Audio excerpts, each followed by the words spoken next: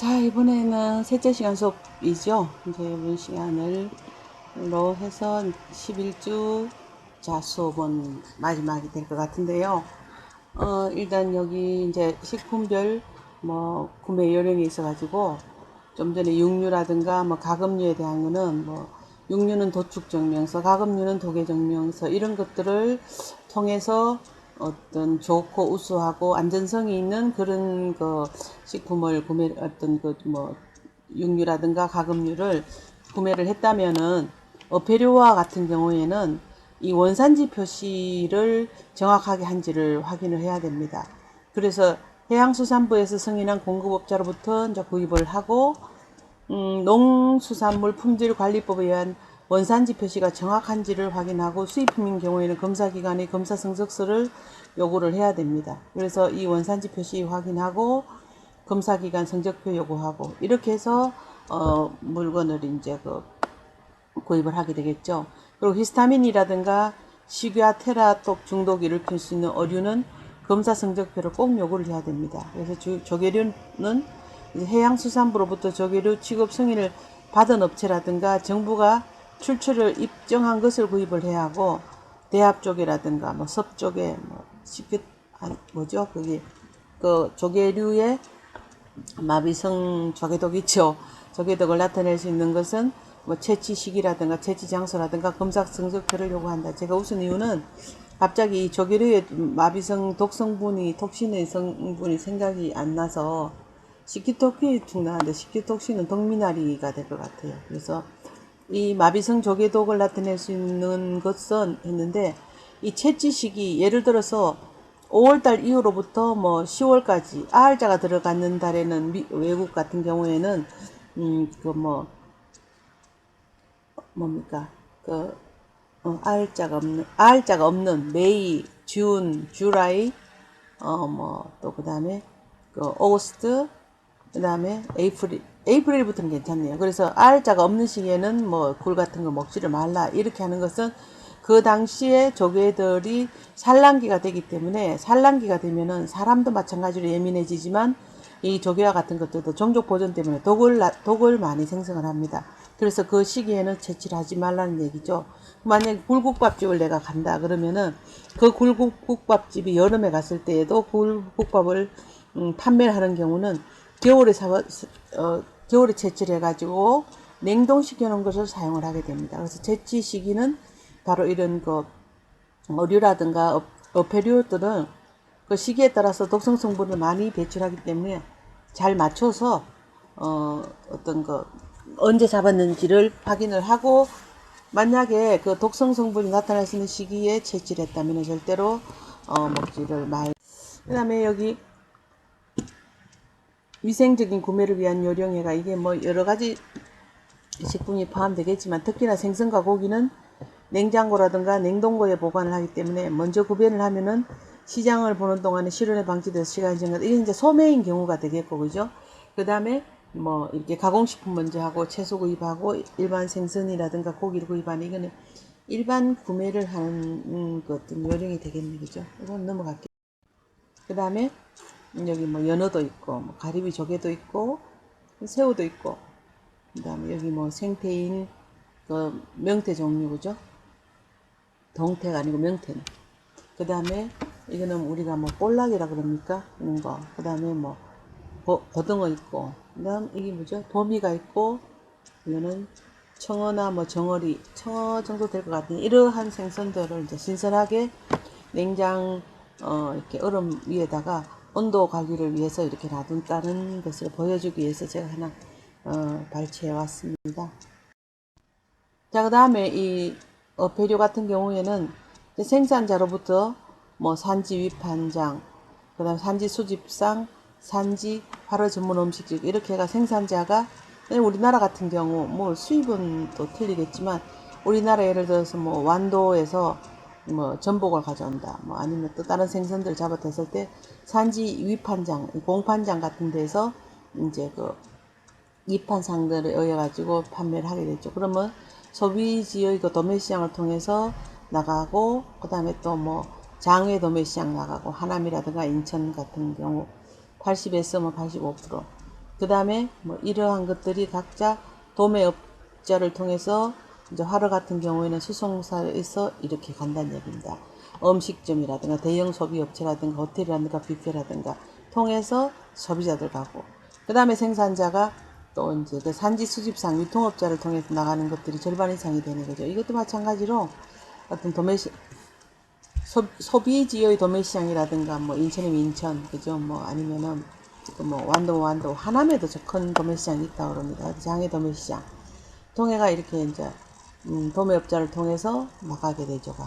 그 다음에 생산자가 산지에 있는 그 화로 전문 음식점 뭐 자영을 해도 되겠고, 또 아는 뭐 친인척들이든지 뭐 인근에 있는 그런 화로 전문 음식점을 통해서 또 이제 이렇게 판매가 되기도 하고 그렇습니다. 하겠습니다. 자, 여기 보면 원산지 의무를 원산지 표시를 의무적으로 해야 되는 게, 수산물 같은 경우에 넙치, 뭐 조피볼락, 참돔, 미꾸라지, 낙지, 뱀장어, 명태 이래놨는데, 건조했는 것은 제외를 하고 고등어, 갈치, 오징어, 꽃게, 참조기 이렇게 해서 꼭 이 수산물도 원산지 표시를 꼭 의무적으로 해라. 농축산물 같은 경우에는 뭐 소고기, 돼지고기 뭐 이렇게가 쭉 나오죠. 그리고 표시 대상은 위 20개 품목을 조리에 사용하는 경우에는 모두 원산지로 다 표시를 해라 해가지고, 이러한 경우에는 어떤 그 뭐라 그럴까요, 제조가공업체에도 물론 문제지만 이런 표시는 어떤 그 외식업체라든가 식당이라든가 뭐 학교급식도 마찬가지로 이렇게 표시를 하게 되어 있습니다. 팔 때는 원산지 표시, 살 때는 원산지로 확인. 뭐 이거는 아마도 뭐 기자단이 이렇게 만드는 것 같아요. 이 사람이. 그래서 그 가치를 판단, 신뢰를 산다, 수산물 원산지 표시를 해라 이렇게 뽀로로에다가 넣어놓고 뭐 깨구리에다 넣어놓고 토끼에다 넣어놓고 이렇게 해서 수산물 원산지 표시를 확인할 수 있게끔 해주라는 얘기입니다. 원산지 표시 의무 품목이에요. 그러면은 이제 별표는 추가 품목으로 16년 2월 3일부터 시행이 되었는데, 농축산물 같은 경우에는 소고기, 돼지고기, 닭고기, 오리고기, 양, 염소 등 산양도 포함을 한다든지 양에는 양고기, 뭐 양고기 같은 경우는 중국 사람들 주로 또 잘 먹기도 하고, 또 뭡니까 저기 이거 아랍계 사람들이 먹는 게 뭐죠? 아랍계에 먹는 아랍계 사람들도 많이 먹고, 외국인들이 쉽고 이거 양 요리를 많이 먹습니다. 할랄 음식 같은 데도 여기 양이 포함되죠. 돼지는 안 먹더라도. 그다음 배추김치. 배추김치는 배추하고 원재료인 배추하고 고춧가루는 꼭 의무로 표시를 해라. 쌀 같은 경우에는 밥, 죽은 이제 16년 2월 3일부터 실시를 했고, 누룽지도 마찬가지로. 누룽지도 중국에서 사실 만들어서 많이 온 경우들이 있죠. 많이 온다고 합니다. 콩은 두부류라든가 콩국수, 콩비지에 콩의 원산지를 작성을 하고, 그 다음 수산물은 넙치, 뭐 조피볼락, 참돔, 미꾸라지, 낙지, 뱀장어, 명태, 황태나 북어 등 이렇게 가공을 해가 건져있는 것은 제외를 시키고 표시를 안 해도, 이거는 이제 여기에서 가공이 됐기 때문에 이건 별도로 표시를 한다는 얘기입니다. 고등어, 갈치, 오징어, 꽃게, 참조기 이렇게 해서 셋, 넷, 다섯, 여섯, 일곱, 여덟, 아홉, 열, 12개로 늘었네, 그죠? 12개로 늘었고. 그래서 이렇게 가는데, 이 별표에서 표시 품목 20개는 그 가공품을 포함한다 이렇게 해가지고, 농축산 가공품은 식욕 가공품으로 햄류라든가 소세지류라든가 배현류, 건조 저장육류, 양념육류, 분쇄 가공육, 갈비 가공품, 식육 추출 가공품, 식용 우지, 식용 돈지 이런 것들도 전부 이제 표시를 하고, 배추 김치 가공품, 쌀 가공품, 콩 가공품도 마찬가지입니다. 그 다음에 수산물 가공품은 어육 가공품, 어묵이라든가 어육 소세지, 어육 반제품, 어육살, 연육, 기타 어육 가공품 같은 것들이 표시를 해야 되겠고, 묵 종류, 이게 이 묵 종류라고 하면은 이렇게 그 생선살, 쓰름이라는 걸 가지고 만드는 그 어묵 종류들. 그 다음에 젓갈류, 수산물 조림, 조미 근어포류, 품제품 어간장 이런 것들도 전부 이제 이 표시를 해주라는 얘기입니다. 이렇게 지나가면서 여기 난좌가 있죠. 달걀을 이렇게 다 씻고 이제 자동 저울 통해서 나오고 나면 요 난자를 통해서 기계로 전부 여기다 이렇게 딱 올리게 되는데 이 난자 자체가 폐지예요. 폐지라든가 이렇게 되다 보니까 여기서는 뭐라 그럴까요? 먼지 같은 이물이 많이 발생을 하게 됩니다. 이물 발생하면서 이 기계를 더럽히게 되는데 요 난자 공급하는 것을 이제 자동적으로 착착착착 들어가게 되는데 그때에 하루에 그 어떤 그 작업을 다 마치고 나면 항상 이 난자 부분은 깨끗하게 청소하는 그러한 그 기록 관리를 해줘야 돼요. 그거 하지 않으면은 이 기계에서 나오는 먼지가 의외로 많아서 이런 기계들을 상당히 오염을 시키게 됩니다. 그거 여러분들 유념하고 요런 데 보면은 전부 다 이제 그 온도 관리를 하기 위해서 냉기라든가 뭐 온도 관리 보통 20도 전후로 냉기를 공급하는 이게 하나 있고 공조 시설이 되어져 있는 그런 여기 청결 구역입니다. 그 다음에 이제 유제품은 반드시 우유는 이제 햇섭에 적용하는 햇섭 시스템을 그 어떤 그 인정을 받은 그런 회사 거를 가지고 사용을 하고 그죠. 그 다음에 유통기한이 만료되지 않은 것을 구입을 하고 크림이라든가 분유, 치즈, 요구르트 등 모든 유제품은 살균 처리된 우유로 만든 것을 구입한다. 이제 뭐 우유가 있고 우유가 있겠고 그죠. 뭐 이거는 또 뭐 끓이는 통이죠. 끓임을 해가지고 유청이 분리되고 뭐 남을 수도 있겠고 치즈 이거는 버터 같기도 하고 이거는 뭐 빵을 만들었나요? 이게 버터고 이게 치즈인가요?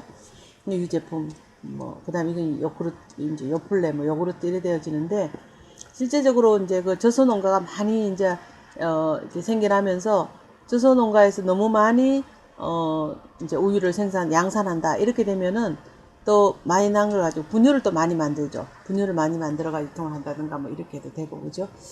근데 여기 보면은 뭐 까망베르 치즈라든가 뭐 이것도 또 마찬가지 치즈 종류고 치즈가 많네 그죠? 치즈를 만든다든가 또 뭐 아니면 이제 뭐 유제품 요구르트라든가 만들고 그죠?